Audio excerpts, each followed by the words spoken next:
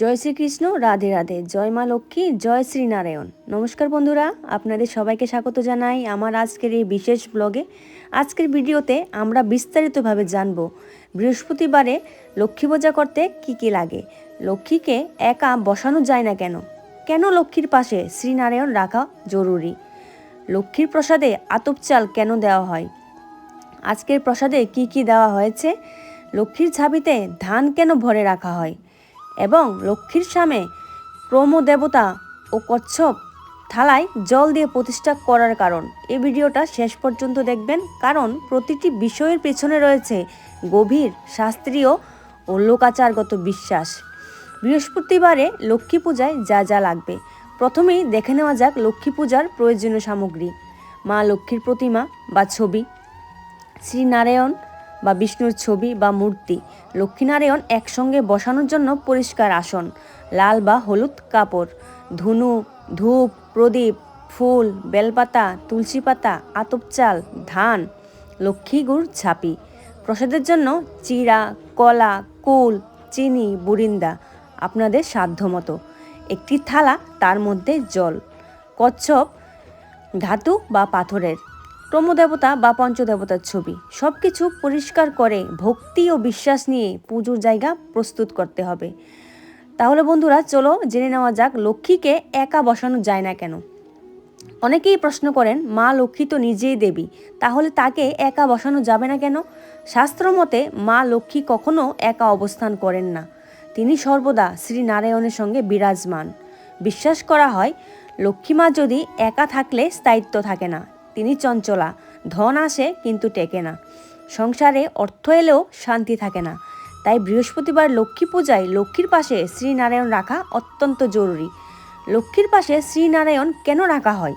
শ্রীনারায়ণ হলেও ধর্ম, ন্যায়, সংযমের প্রতীক, আর মা লক্ষ্মী হলেন ঐশ্বর্য, সমৃদ্ধি আর সুখের প্রতীক।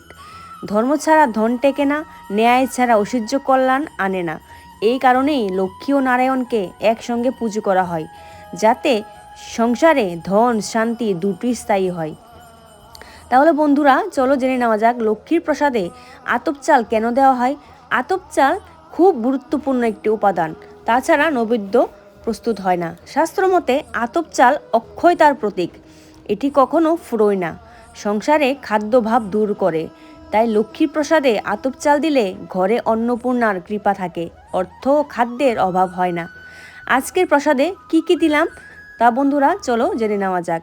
আজকের বৃহস্পতিবার লক্ষ্মী পূজার প্রসাদ হিসাবে রাখা হয়েছে চিড়া, কলা, কুল, চিনি, বুরিন্দা ও সামান্য আতপ চাল, সেটা দিয়ে মা লক্ষ্মীর প্রসাদ নৈবেদ্য দেওয়া হয়েছে। এসবই সাত্ত্বিক ও শুদ্ধ প্রসাদ, যা মা লক্ষ্মী অত্যন্ত প্রিয় বলে মনে করা হয়। তাহলে বন্ধুরা চলো জেনে নেওয়া যাক লক্ষ্মীর গুড় ঝাঁপিতে ধান কেন ভরে রাখা হয়। লক্ষ্মী গুড় ঝাঁপি মানেই ঘরের সমৃদ্ধির ভাণ্ডার। ধান ভরে রাখার অর্থ ঘরে কখনো অভাব হবে না, শস্য, অর্থ ও সুখ বৃদ্ধি পাবে। মা লক্ষ্মী ঘরে স্থায়ীভাবে বাস করবেন।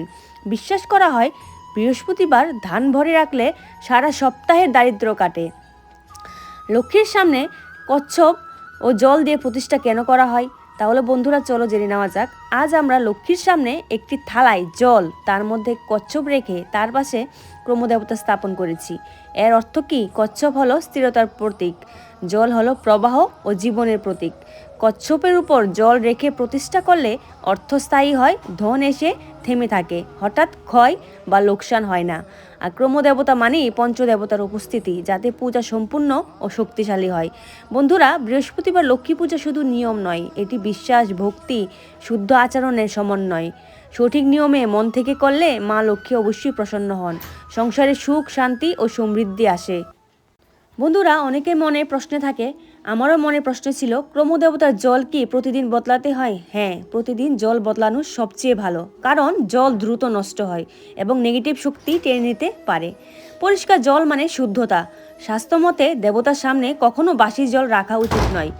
বন্ধুরা, যদি প্রতিদিন সম্ভব না হয় তাহলে অত্যন্ত বৃহস্পতিবার অবশ্যই নতুন জল দিন। জল বদলানোর সময় মনে মনে বলবেন ওং আপং শুদ্ধয়ে নমঃ, তাহলে পুজোর ফল আরও শুভ হয়। ক্রমদেবতা ও কচ্ছপ কোন দিকে মুখ করে বসাবেন? সবচেয়ে শুভ দিক হলো পূর্বমুখী আর উত্তরমুখী। পূর্ব দিক সূর্যের দিক, উন্নতি ও শুভ শক্তির প্রতীক। উত্তর দিক ধন সম্পদের দিক, কুবেরের দিক বলে মনে করা হয়। বসানোর নিয়ম: দেবতার মুখ থাকবে ঘরের ভেতরের দিকে, কচ্ছপের মুখ থাকবে ঘরের ভিতরে, যেন সমৃদ্ধি ঘরে ঢোকে। কখনো দরজা বা বাইরের মুখ করে বসাবেন না। দক্ষিণমুখী অবশ্যই এড়িয়ে চলেই ভালো। তাছাড়াও অতিরিক্ত কিছু টিপস, অনেকেই সেটা জানে না। কচ্ছপের থালার জল পুরো শুকিয়ে যেতে দেবেন না। মাঝে মাঝে সেই জলে একটু ফুল, একটি তুলসী পাতা দিতে পারেন।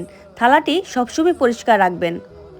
আজ এই পর্যন্তই বন্ধুরা। বৃহস্পতিবার মা লক্ষ্মীর পূজা শুধু ধন সম্পদের জন্য নয়, এটি আমাদের ঘরে শান্তি, সুখ এবং ইতিবাচক শক্তি নিয়ে আসে। সঠিক নিয়ম মেনে, পরিষ্কার মন নিয়ে এবং ভক্তি ভরে যদি আমরা মা লক্ষ্মী ও শ্রীনারায়ণের আরাধনা করি, তাহলে সংসারে অভাব ধীরে ধীরে দূর হয় এবং সমৃদ্ধি স্থায়ী হয়। মনে রাখবেন, পূজার আসল শক্তি থাকে বিশ্বাসে। নিয়ম যতটা সম্ভব মানুন, কিন্তু তার থেকেও বেশি জরুরি আপনার আন্তরিকতা। মা লক্ষ্মীর কৃপা যেন আপনাদের সকলের ঘর ভরে রাখে অন্নে, ধনে ও সুখে। ভিডিওটি যদি আপনাদের ভালো লাগে তাহলে অবশ্যই লাইক করবেন, চ্যানেলটি সাবস্ক্রাইব করবেন এবং এই তথ্যগুলি আপনার পরিবার ও বন্ধুদের সঙ্গে শেয়ার অবশ্যই করবেন। জয় মা লক্ষ্মী, জয় শ্রীনারায়ণ, রাধে রাধে।